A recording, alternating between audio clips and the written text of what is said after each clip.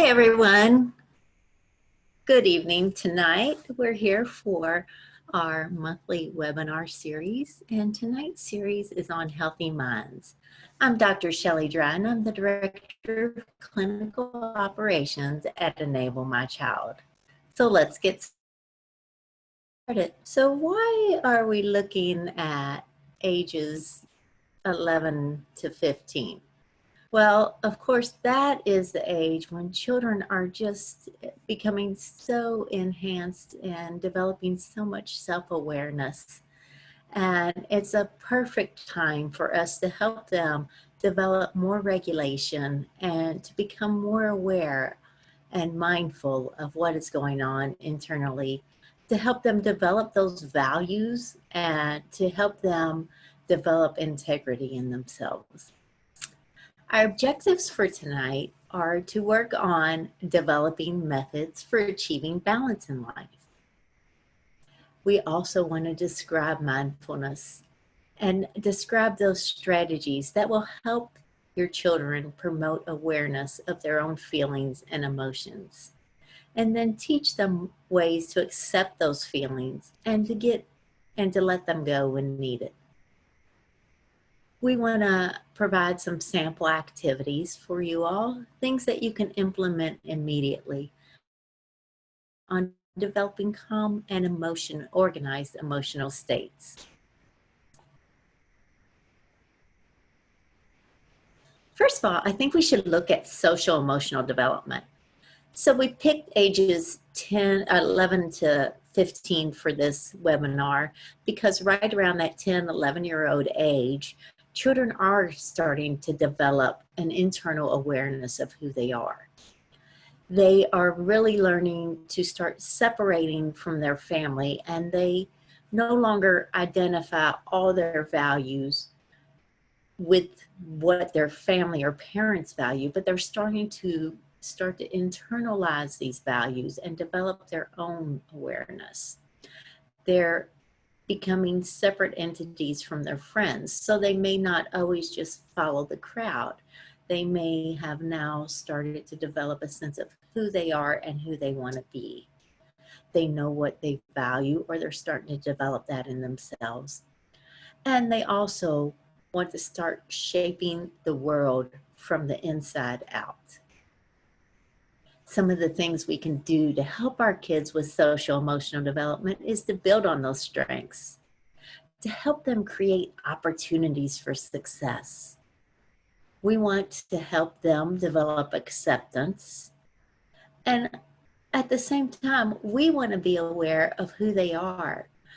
We want to be aware of their sensory needs and their sensory self, how they perceive things around them, and also the characteristics and their personalities.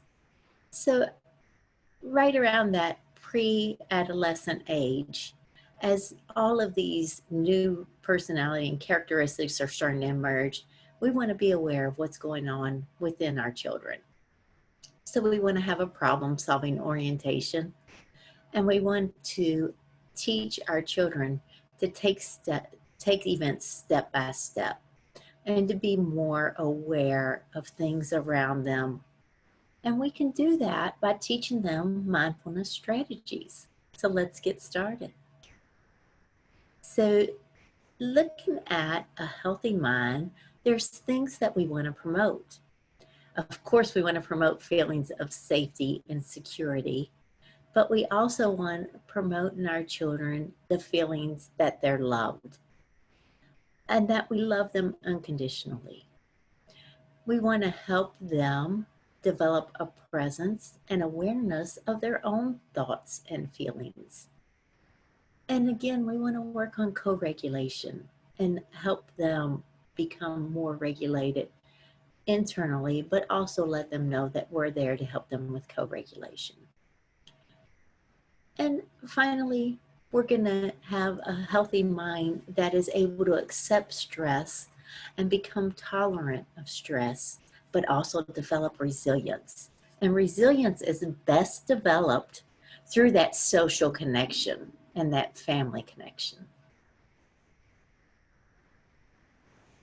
Looking at emotional co-regulation, There are several things that we do when we're working with our child, when they're upset or when they're just anxious about something and they're trying to describe those feelings with us. We want to make sure we help them by co-regulating with them. So we want to present ourselves as being open, and we want to make sure that we have warmth and caring in our tone of voice. We want to make sure we're using good facial expressions that exhibit safety and engagement to our child. And we want to make sure that children know that we're listening to them, that we can actively listen to them. So we're going to pace and time our input, and we're only going to talk when our children are ready to hear. Some of the things that we have to be careful for, because these are the areas that compromise that emotional self-regulation, co-regulation. So we want to be careful we're not sending underlying messages. You know, everyone is so busy right now, and it's easy for us to get distracted. But when your child's going through a problem event and you want to work with them on that event, you need to give them your full attention. So be careful not to send underlying messages by looking at your phone or looking at your watch or being distracted and looking off at something. We also want to be sure we're not going to exacerbate their problems by engaging in excessive talking. So we have to find that just right balance. We want to be able to talk to them, and we definitely want them to talk to us. So we have to give them feedback, but we want to do a lot more of that active listening. We want to make sure our children know that we do not expect perfection in them. We never expect our children to be perfect. We know that we're not perfect, and we don't want them to expect perfection in themselves. So we need to help them learn how to be aware of what's going on internally and to accept those things. And that's one of the key strategies of mindfulness. We need to be sure we're exhibiting the correct emotional tone with our children, and be sure we're taking their input seriously, and we know how serious the event is to them. Even if it's something that's small to us, we need to make sure we're exhibiting the correct emotional tone that is regulated with what they're experiencing. And then, of course, we need to read our adolescents' nonverbal cues, because they're going to tell us a lot using those nonverbal cues. So let's look a little bit at mindfulness. What is it? Mindfulness is about being who you are and who you can become. So we want to help our children do that. We want to help them learn who they are, what they value, and then help them create a vision for their future. We're going to help our children acknowledge their feelings and become aware of the emotions without letting those emotions take control of them. We're also going to help our children learn ways to conduct themselves in those tricky situations. You know you are not going to be everywhere with your child, so what we want to do is work on these mindfulness strategies, helping them learn what they value, where their integrity lies, so that when they are in a situation and you're nowhere around, they have a good response. And so one of the things we need to be sure we do is help them learn that their mind is in control of their emotions.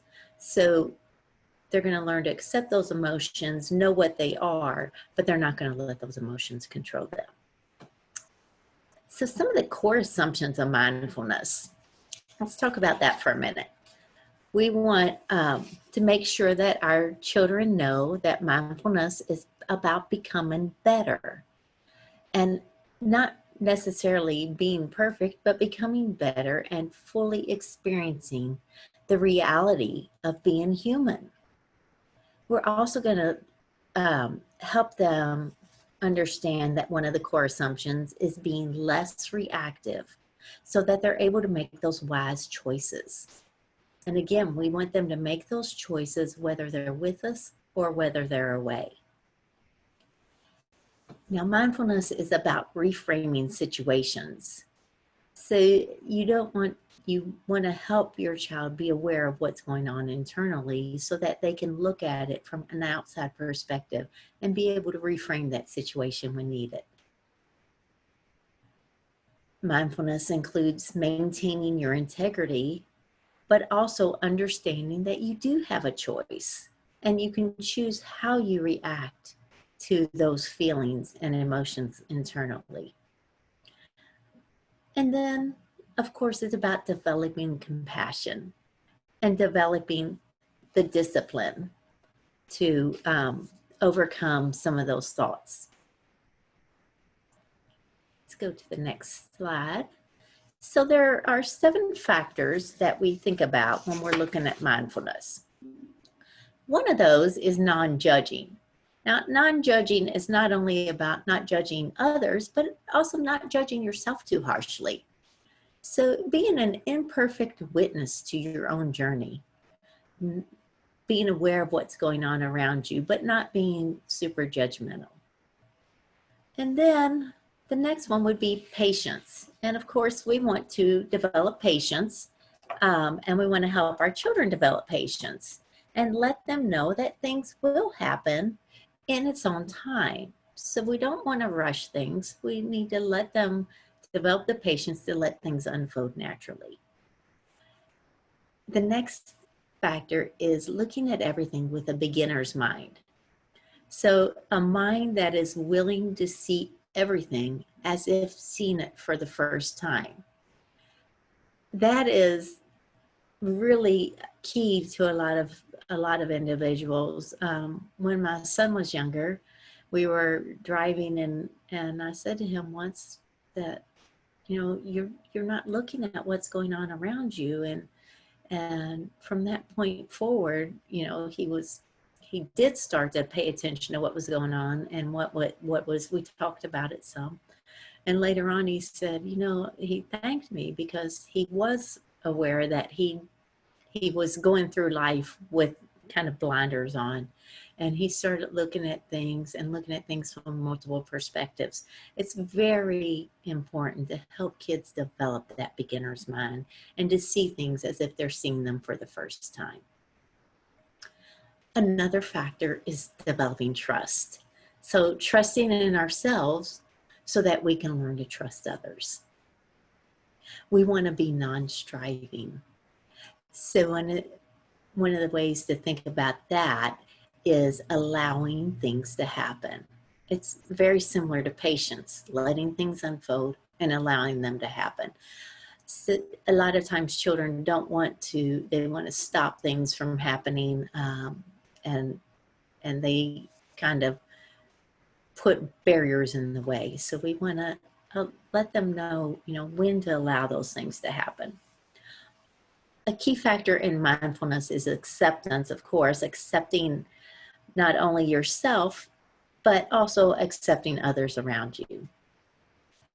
And then finally, letting go. So knowing when to let go so that you can mobilize the power to become a better self. Part of mindfulness is Neuralception. Now, Neuralception is an internal regulator or a modulator, and it's aware. It happens automatically and without our awareness. But Neuralception refers to those precortical functions that give us feedback. And through Neuralception, we're able to relate better to others. We're also able to engage in self-soothing, and Neuralception helps us improve our safety. These are things that happen automatically, but we can learn to key in, tune into some of the things that's going on within us, and we can help our kids do that. So Neuralception is also great at learning to tolerate emotional levels of stress and on working on that co-regulation that we discussed earlier. Some of the things about Neuralception is helping children learn what their sensory preferences are, but also it helps them improve their cognitive functions, and it helps them develop their social emotional intelligence. And through Neuralception, children are able to develop mental flexibility and self-regulation. So this is one of the activities that is part of mindfulness that helps children become more mindfully aware. And perceptual repositioning is looking at things, shifting your perceptional filters, and looking at things not only from your own perspective, but from other people's perspectives. It helps you develop a better understanding of others, and it also helps develop creativity and thinking. And then it helps us increase our ability to consider issues objectively. And I'm going to show you an exercise on the next slide that helps you look at perceptual repositioning. So it's really a great way for us to put things into perspective. The first step in perceptual repositioning exercise is to review the event from your own self. So knowing what's happening internally, what you're hearing, what you're feeling, and what you're experiencing. So you look at an event that may be problematic, or you help your children do it from their own perspective first. The next step would be to look at the perspective of the other party. So you want them to then develop that empathy and think about the other person and how that person may have seen the event, what they may have been hearing, and what they may have been feeling. And then the last step in perceptual repositioning is to look at the situation from a neutral observer's perspective. So if there's somebody standing on the outside, or that's how you would express this to your child, looking at it from an outsider's perspective, what they may have seen if they saw two people engaging in a problem event, and what they may have been thinking, what they may have been feeling. Once you've helped your child review this from all perspectives, then you're going to determine if their views, or help them determine if their views have shifted. So perceptual repositioning is a great tool to use when you're working on developing mindfulness, but also looking at some of the troubling events that may have occurred. We have an exercise for developing balance in life. And when we look at balance, there's so many different areas we want to make sure that our children are considering when they're looking at their life balance. So of course, their family relations are very important, and you always want to make sure that that's included in their life balance, but you have to include their social networks. So their friends and their acquaintances, even their neighbors. And then you want to help them consider their work and their school environment. Also the things they want to achieve. And we can't forget to include recreation, but also those routines that occur on a daily basis. And finally, part of balance is learning to give back. So this exercise over on the side here is what you could do with your adolescent. Now, there's many ways. Not every adolescent wants to write things out, but if they like journaling, they could do this through journaling, because that will help them develop that internal awareness, help them become more mindful of what they're experiencing. So journaling is a great way, but some kids just want to talk it out. If you're doing it with a younger child, then you can also use things, just use objects to help them describe what they want their life to be like. But the first thing we want to focus on is, what do you want? What's your ideal life like? Help your child, come up with that, decide what they feel like is their ideal. And then you want to key them into thinking about how they want others to describe them. When the child goes through this exercise and thinks about how they want others to describe them, they're going to start to identify their own values and what they feel what they value, but what they want other people to see that they value. And then, of course, we want them to describe their own family relationships and their close friendships. And then help them think about their vision for the future. So when they're working on developing balance and going through this exercise, you can help them think about where they want to be, you know, express their dreams and what they feel like their future should look like.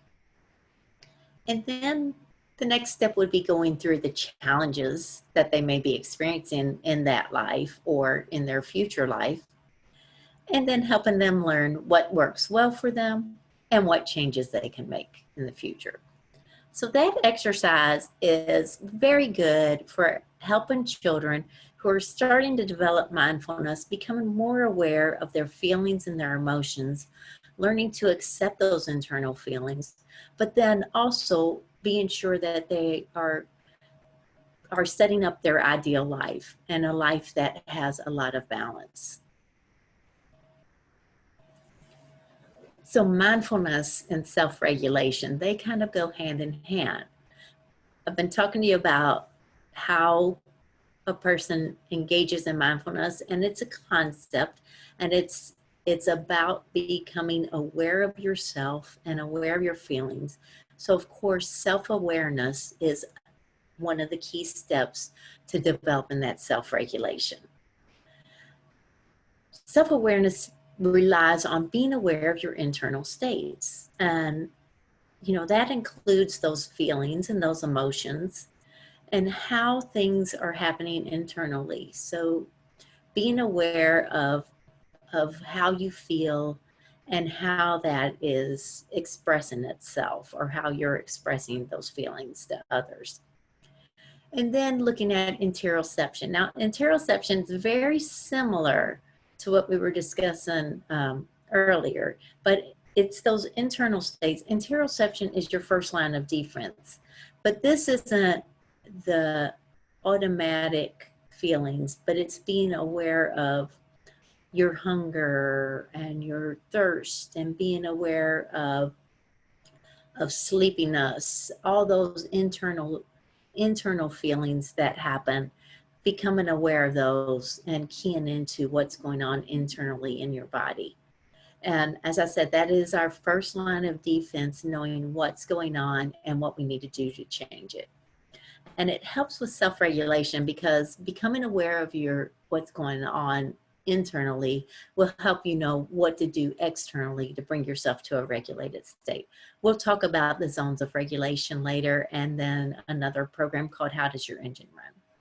But all of this works on developing connection and the capacity for knowing yourself and being able to learn. So this is from How Does Your Engine Run? But How Does Your Engine Run was a program that was developed for younger children. And it was developed by Mary Sue Williams and Sherry Schellenberger. And they developed this to help those younger kids think about a car, and a car that's running fast or slow. And they put the car, this similar picture up, but it was more geared to younger children and helping them learn where they were internally. So helping them key into those interoceptions, and then using strategies to bring them to the just right state. So if you think about it with the older kids, we're not going to go to the car engine, but maybe we could, but we can also just help them think about how their body's feeling. So sometimes when your battery is running down and you need to recharge, you're feeling tired and you're having trouble paying attention and you need a boost of energy. So then once the children learn to identify that, we can help them learn things that help energize them. Jumping jacks is a great thing to get you from that tired state to the next state, so that you're at the optimal state for learning. So help them become aware of, when they're at that optimal state, and the things they can do when they're feeling really calm and they're able to work with others. but also able to pay attention and get things done and accomplish things that they want to achieve. And then the last part of that is when your body is running too fast. So that's this section over here, when you're really nervous or you can't pay attention and you're feeling anxious and you might be at a heightened arousal state. You might be clenching your hands. There's external cues, but we want our children to learn to also regulate by learning where they are internally and how they can then calm that body and mind to bring them back to that just right state. So this self-regulation tool is about how does your engine run for younger children, or how is your body running when you get up to that adolescent age. And another great self-regulation exercise we're going to go through right now, and I'm going to kind of guide you all through this, but this one is focusing on breathing and being able to, when you're at that heightened state of arousal, how you're going to bring yourself down to a calmer state. So you want to cue your children to get in whatever position is most comfortable for them. And then we're going to cue them to start breathing in and breathing out. And we're going to make sure they're breathing in slowly and they're breathing out slowly. We can tell them a time frame that each cycle should last about 6 seconds, or we can just slow down our voice and make sure they're keying into our regulation. We're going to ask them to breathe in through their nose and then out through their mouth. And help them be aware that that breath should flow effortlessly. When they're breathing and they're keying into their breathing, we want them to let go of their thoughts. They can be aware of the thoughts that come in and then just let them go and focus more on that internal and external breath. They should let their activities or worries go during this time, and then they should just learn to let their body be still. We want to cue our children to purposefully watch their breath as it enters their body and visualize it as it's coming in and filling their lungs. And then visualize it as it's coming out and letting all those worries and anxieties come out of our body. We can start this with 1 minute and then we can build up from there. But it's a great way to help kids learn to use a tool to bring them out of that heightened state of awareness into that more calm and focused state. We use this tool and teach them the tool during times when they're not at a super heightened state, but we want them to learn the tool so that they can use it wherever they are and at any time that they need it. And you will learn that your children will start to self-talk and say, oh, that's right, I need to breathe. And then they'll go off and they'll do this on their own once they learn it. So let's look at the zones of regulation. We talked a little bit about how does your engine run. Now we're going to look at zones of regulation. And this was developed by another OT named Leah Coopers. And Leah has developed the zones to help children learn to become more aware of what's going on around them, to develop a social awareness of what's going on, and to help them engage in activities to bring themselves to a regulated state. So it fits beautifully with mindfulness. It is all about becoming aware of your emotions and what's going on internally, becoming aware of what zone you're in, but also because everyone's individual and everyone has different things that either alert them or calm them, or sometimes they just want to stay in that silly zone for a few minutes. Then that might be where they are and where they want to be. But being aware of who they are and how they fit in socially is one of the key components of the zones of regulation. So if they're in the yellow zone, we teach children that that is a heightened state of awareness. and we're feeling a little bit stressed and a little bit of frustration. The yellow zone is also, you know, sometimes when you're feeling a little giddy and a little silly, but it's a zone that is kind of caution. We want to be careful because yellow could go either way. So when they become aware they're in the yellow zone, what they can do then is use the activities that work for them to help them get to the green zone. The green zone is that balance zone. It's the calm and content feelings and the feelings of being in control. So the green zone is where children need to be when they're in school and learning. They can, you know, they can learn that if they're not in the green zone, learn some of the things they can do, like taking a break so that they can get themselves calm and work on their breathing to bring themselves back to the green zone. Now, the red zone is when the child is in that extremely heightened sense of arousal. So they are feeling very anxious. They may be experiencing rage and anger. They may be explosive in their behaviors.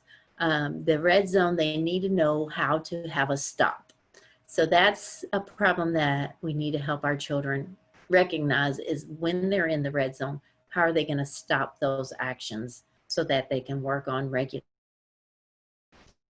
This is where mindfulness comes in and helps the children learn to be aware of those angry feelings, but not to let those emotions take control of who they are and how they can then stop those emotions from getting into this perpetual loop and refocus their energy to shift them into the green zone. Now the blue zone, of course, that's when you're tired and you're very low and your energy's low. It's a low state of awareness. When you're super tired, when you're sad, sometimes when you're sick, you're kind of in the blue zone. And again, zones of regulation is about helping the children know where they are, helping them recognize those internal states, and then helping them have strategies and a toolbox for shifting out of one state into a more healthy emotional state. So there's other self-regulation tools that we can teach our children, and those are those tools for self-care. So one of the things we want to look at is teaching them how to be grounded.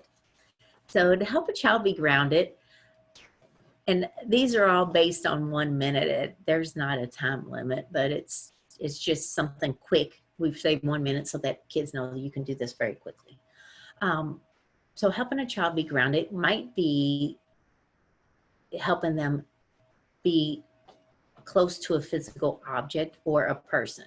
There are children who really like to be very close to their family members, and it helps them feel in control of their own body. There's other children, they feel more grounded by just touching or leaning on the wall or kind of leaning into the furniture a little bit more. But it gives them that feeling of a physical reaction, being able to feel like they are part of what's going on around them. So grounding is a great thing for kids to learn. And then a lot of these other activities are based on first getting yourself grounded. So if you're looking at a minute of self-compassion, then you want to help the kids get into a comfortable position, and then you know teach them that they can then work on being aware of what's going on around them, but also being accepting of themselves and their feelings. So we help them become grounded, and then we help them develop resilience and help them develop those skills to be compassionate with themselves and to be aware of what they're experiencing and then let them move on.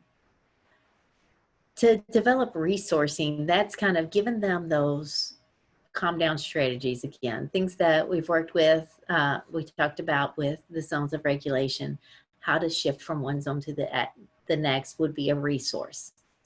So a lot of times we know that um, being at the beach is very calming for people, or even just looking at waves or hearing waves, or some people feel calm and feel like a fish tank is very resourceful for them to shift into an emotional state. So you want to help your kids think about their resources and then use those resources to shift their emotional events that are happening in their life.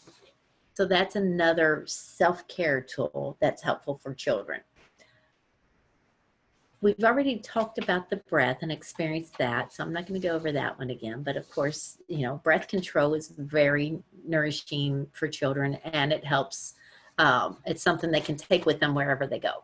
So that's one of the best things that I like to teach kids. And then we need to look at being able to work on conflict resolution. So, you know, our kids are going to experience conflict. Everyone does. So we need to help them figure out ways to come up with conflict resolution. And we're going to do that, again, by helping them develop that grounding, that feeling of being grounded. And so once they've become more grounded within themselves, then they can look at that conflict from different events. And that's where I would use that perceptual repositioning or reframing. So looking at the conflict from other people's perspectives, looking at it internally from their own perspective, and then looking at it from other people's perspectives, and then finally looking at it from an outsider's perspective and seeing if the conflict, you know, if they've come up with some new ways to resolve the conflict. So that is self-regulation tools for self-care. So the next thing we'll do is we'll go back through ways that we develop mindfulness, and then I'll take questions. So one of the things you want to look at is teaching your kids to take charge of their day by attending to all the various aspects. And then help them learn to develop a conscious awareness so that they're not always working on autopilot. And that's where that experiencing things as if they're happening for the first time comes in. We want to teach our kids to focus on the positive emotions that increase compassion and understanding, not just in compassion for others, but also that compassion in themselves. And then free ourselves from unhelpful and self-limiting thoughts and patterns. And then the strategies again, slow, deep breathing and being still for a minute, focusing on a natural object or touching or holding a natural object to feel more grounded in yourself, putting on music and closing your eyes if music is what's calming to you. And then identifying 5 things that they can do during their typical day that generally go unnoticed and concentrate on each step or activity. So that is the presentation part of this. I'll end by talking about with this quote from Mahatma Gandhi, who says, "Our greatness lies not so much in being able to remake the world around us, but being able to remake ourselves." So I will stop the sharing, and then I would love to take questions from anyone who has them. And I will give you all a few minutes to put anything you want into the questions.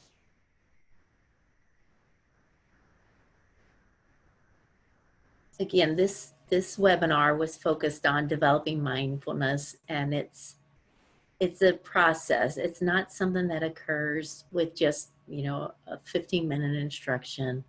And it's something that we have to go over with our children multiple times for them to be able to develop those strategies, to develop them internally so that when they go out and they're away from their family, they know what to do. You know, one of our key roles as families, as parents, is to help those children develop things that will help them get by in life. And we want them to know what to do when they're not with us and when we can't be there to help them solve their problems. So this webinar tonight was all about mindfulness, and I hope you've enjoyed it. I don't see any questions, so I will end early tonight. And thank you for joining.